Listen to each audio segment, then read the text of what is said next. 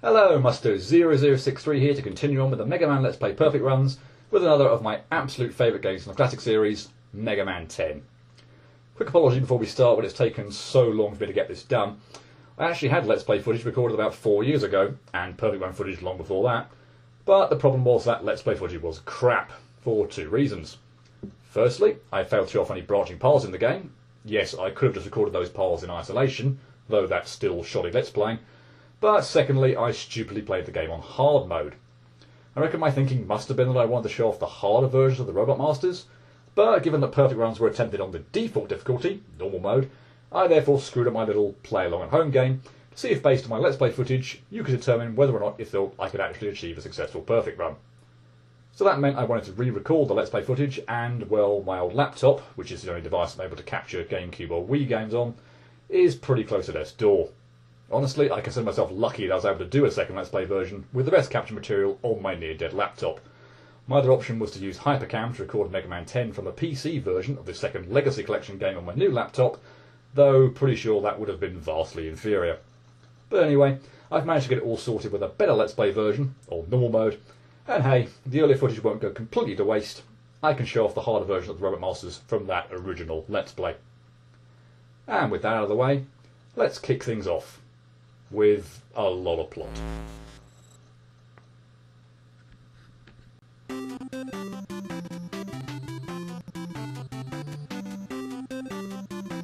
I'm home! There you are, Roll. Are you okay? I don't know. I think I have a fever. Oh no! Roll! I think Roll has come down with Roboenza.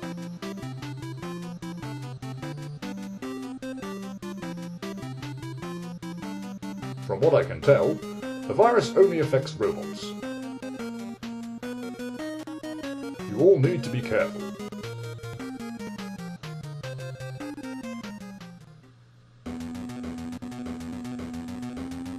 XX.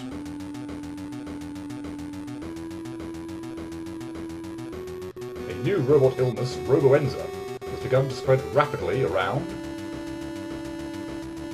the world, causing robots to malfunction.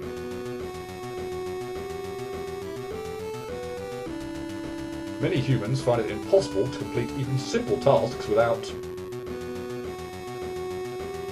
their robot helpers. And without robot assistance, no one can develop a proper cure.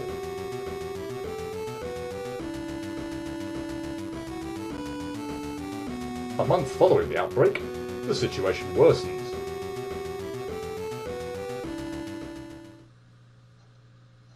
The infected robots turn violent and attempt to take over the world.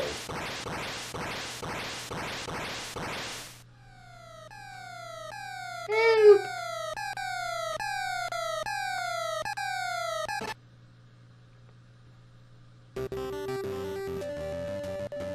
One of those infected robots went crazy and attacked me. I've spent the last few days studying this Roboenza.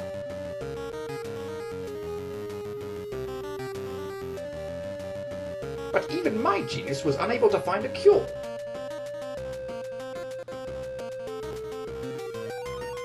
So I built a machine that would help me to discover the key to developing a cure, but it was stolen by one of those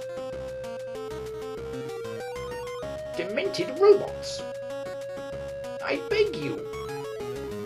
You have to help me get my medicine-making machine back. I suppose if we want to stop those robots, we'll have to help you. Leave it to me. I'll stop those robots. I'll find Dr. Wily's medicine-making machine, and then we can cure Roll and all the other robots.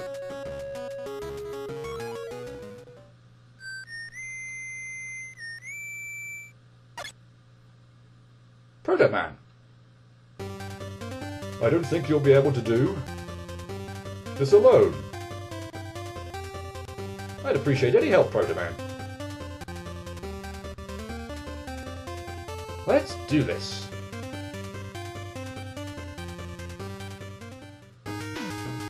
And that is the setup to Mega Man 10.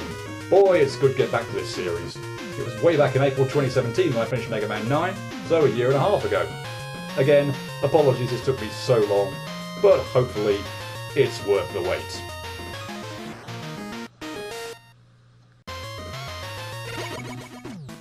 So very quickly, before we get into the game proper, I thought I'd show you my challenge completion.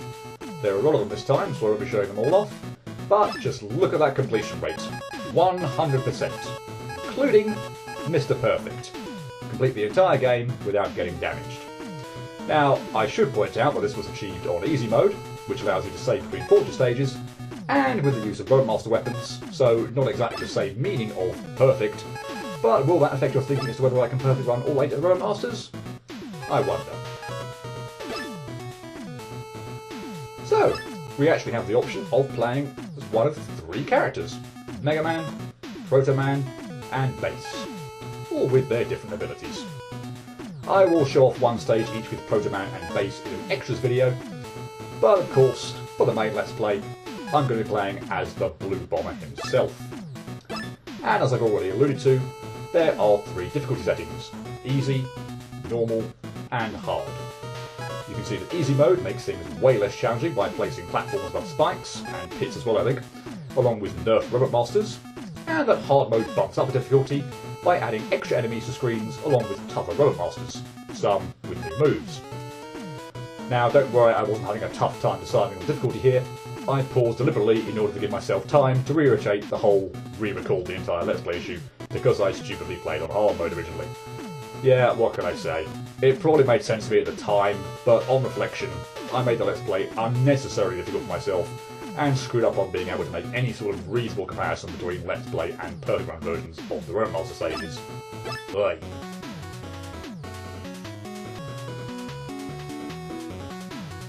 And again, before we get into the game proper, since I'm unlikely to make much use of it, here's the shop of Mega Man 10. Welcome back, Mega Man. You can use the screws you've collected to purchase items from the shop. So here you can purchase lives, E, W, and M tanks, reduce damage, the option to remove Mega Man's helmet, this will cause you to take double damage, the energy balancer which automatically refills your lowest weapon, spike protection, and even beat/Eddie assistance for a little extra help should you need it.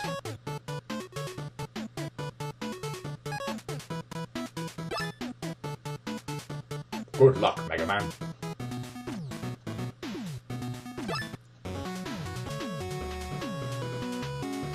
But anyway, enough with that. On with the actual game. Finally.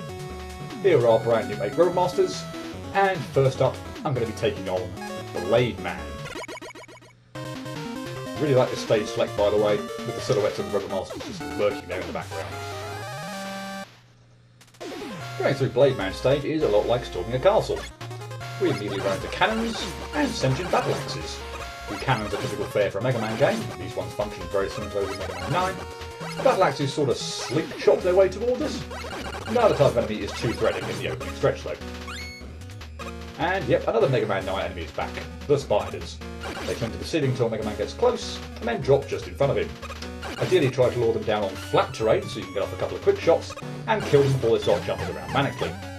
And here's Mega Man 10's spine enemy equivalent.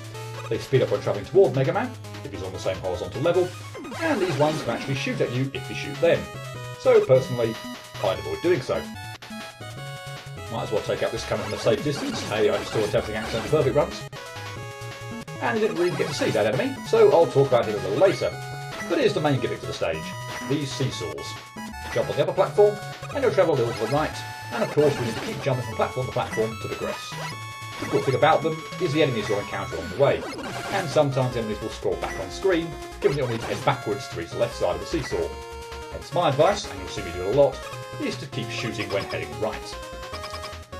Time for a big boss. Yes, it's a castle, or tri-castle to give it its proper name. You need to destroy all 3 sets of eyes, the top 2 fire cannons at you, and the bottom one sends platforms out where the portcullis opens. If you destroy the bottom set, then the portcullis remains open, and you lose your tell as to when the platforms are going to appear.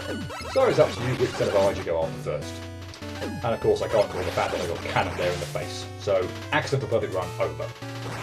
And a nice little touch with the white flag when you actually beat the thing. Okay, time for possibly the two most irritating screens in the stage. The staircases make the enemy placement here a little tricky. All I can really say is try to kill the already jumping spider and battle axe before they start to invade your cursor's space. And unlike me, try to take out the battle axe without immediately dropping the spider. Those things will actually work out okay this time round. Past the cannon and the spider, we finally get a chance to take a look at the flying enemy, which, all things equal, you do well just to hide from when it's not directly in your way. They have a nasty habit of cheap-shotting you the moment they appear on the screen, which, as I said before, is why I'm manically shooting every time the screen scrolls. Hopefully I can either take out the enemy itself, or at the very least destroy the projectile it fires at me. Or, in this case, if it's too high up, just let it pass overhead before moving on. Don't take ages though. If the seesaw is inactive for too long, it'll actually head back to the left all of its own accord, and that rarely ends well. Have a couple of spiders, try and get them down on the ground rather than the spikes, and one last seesaw section, with a flying enemy that appeared on screen and immediately shot at me. See what I was saying? They're aggressive little buggers. Don't worry about the spikes on the ceiling here, provided you jump from the lower seesaw platform, you'll never reach them. But do worry about respawning enemies. So keep shooting to avoid getting clobbered by anything, and you'll be fine. One last battle axe, which is no problem, and we're at the boss gate.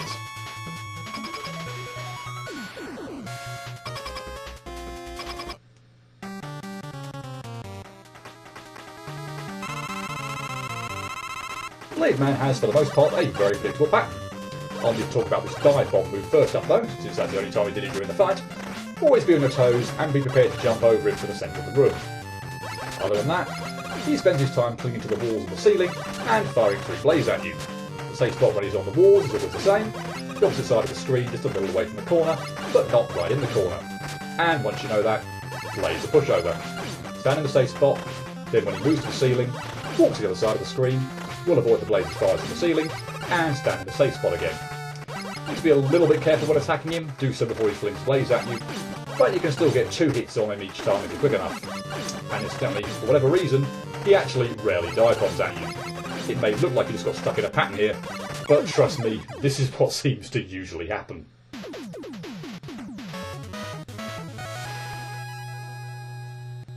A new victory jingle.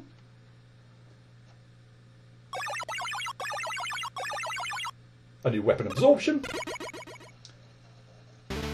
and a new weapon get screen, complete once again with a demonstration of how the thing works. For defeating Blade Man we get Triple Blade, a very handy weapon that fires 3 blades with the spread varying depending on whether you're on the ground or in the air when firing. Up is on the ground, down is in the air. We have a save function, much like Mega Man 9, so I'll take advantage of that. And unfortunately accidentally save over my easy mode Mr. Perfect file, or at least that's what I'm assuming it was. Yeah, probably shouldn't have done that, I didn't realise at the time, but I suppose since the achievement's already got, it's not a disaster. Might have been nice to keep that though. So, first stage done, and barring one mishap on the castle mid-boss, that would have been an accidental perfect run. Oh well. Still, surely none of you would have thought that I couldn't clear one stage perfectly. I'd actually have to have done to get the Mr. Perfect achievement. So, hopefully it comes as no surprise that this stage really wasn't all that bad.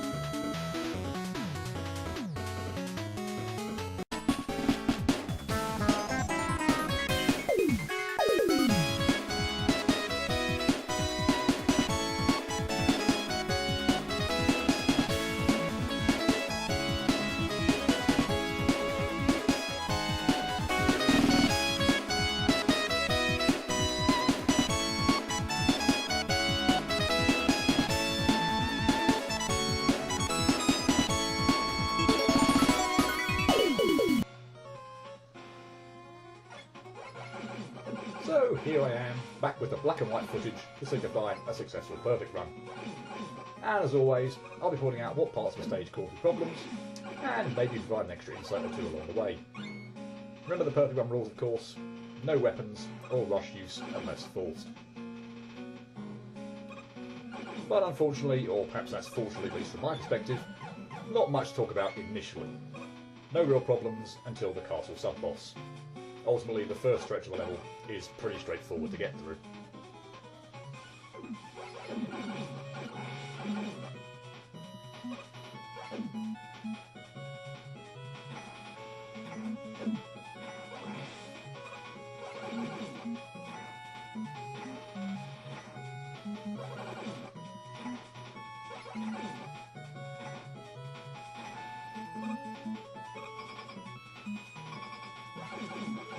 This thing gave me a little trouble though. As said, I probably don't have the best strategy for this. It's probably better to destroy the middle turret last, so that you can always tell when the platforms are going to appear.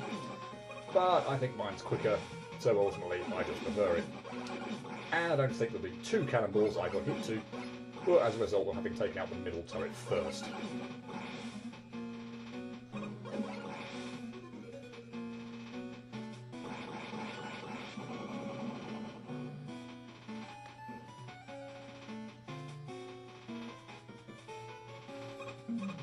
Several outtakes on the staircase screens, which are rather annoying.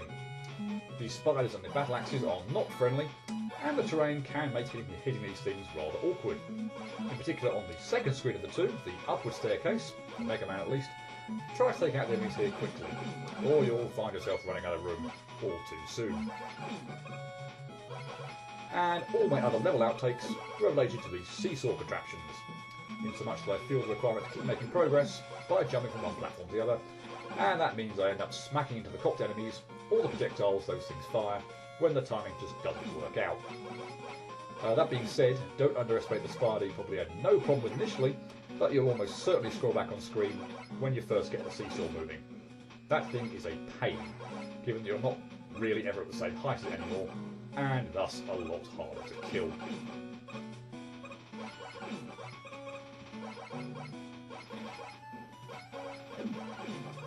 Nearly got me there.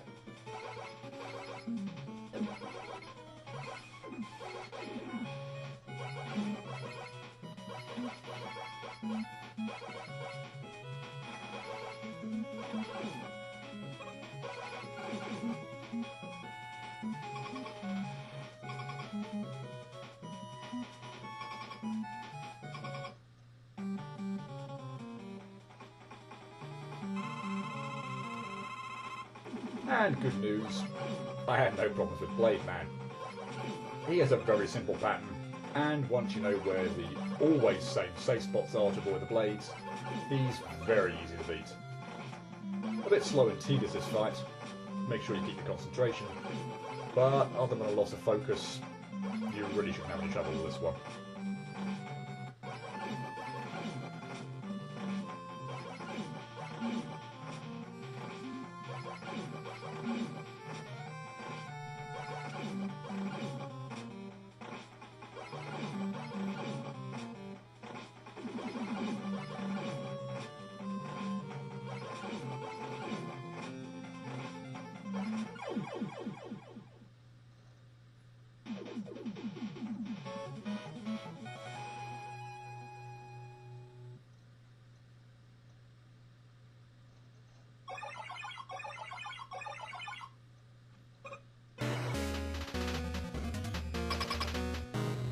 So before we get to difficulty analysis, let's look at the harder version of the Blade Man fight. He's a lot faster this time around, firing 5 blades instead of 3, although the safe spots and the dodging technique I described previously still work. And it also seems he's a lot more likely to dive bomb on us. And not just dive bomb on us. After he's done so, he'll attempt to dash into us. So be prepared for that, and jump over him again. All things equal though, I don't think he's that much more difficult in my opinion. Of course I say that as I screw up by hanging around in the corner for too long. No idea why I did that. And somehow failed to jump over him. Yeah, not the best of fights from my end, but trust me, he really isn't that much more difficult.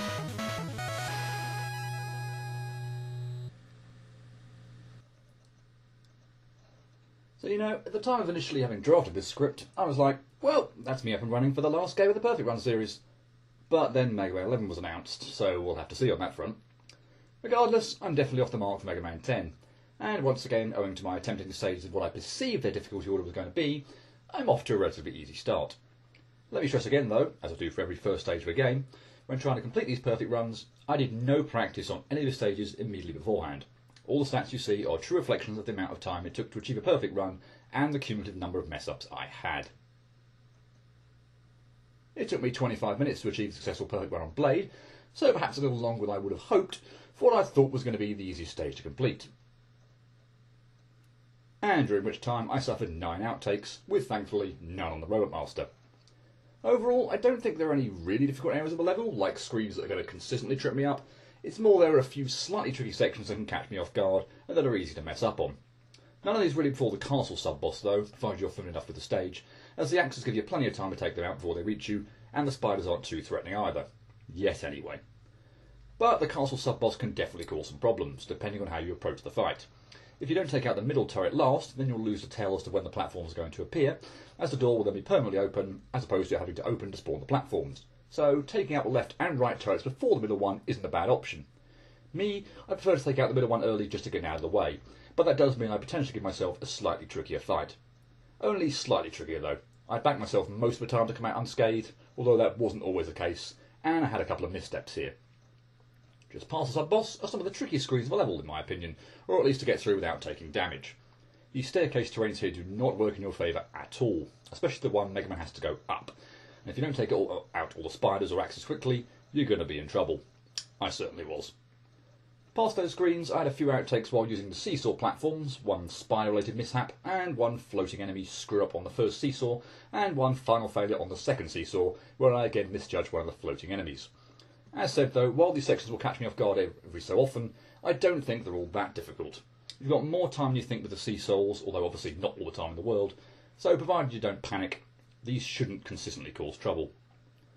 And that brings us to the Robot Master Blade Man, who, while certainly looks intimidating, and I'll freely admit kicked my arse when I very first played the game, is a pushover once you know where the safe spots between the blades are. When Blade Man's on a wall, position yourself a little bit away from the opposite wall, and when he jumps to the ceiling, make your way across the screen to the wall he was last on. Lather, rinse, repeat. Unless of course he dives bombs at you, in which case you need to jump over him, but despite how quick he seems to dive, I always find I have enough time to dodge this. Honestly, your biggest obstacle in this fight might just be loss of concentration, as it can be quite tedious. You're likely to getting in only 1 or 2 hits every cycle. But as long as you keep your focus, I'd say he's definitely the easiest Robot Master in the game. Probably could have done even better, but not much time spent on the stage with not too many outtakes and an easy Robot Master make for a happy musto. And at the end of the day, I give Blade Man a 2 out of 10. I experienced a few too many outtakes and spent a bit too long a level for me to justify rating this stage as a 1 out of 10, and I don't think, even if the stats suggested so, that this stage is as easy as most of the other stages I've previously scored with 1s. But there's no one section of the level that I ever feel is going to continue to trip me up. The sub-boss is one of the easiest in the game. Trust me, 2 stages have sub-bosses that are right buggers, and the Robot Master definitely is the easiest in the game, albeit only once you know what you're doing. So, 1 down, 7 to go. And hopefully you're all pretty pumped to find out who I'll be taking on next. Well, you'll have to tune in next time to find out. As if it isn't obvious by now from all my attempted puns to end off these videos. Cheerio.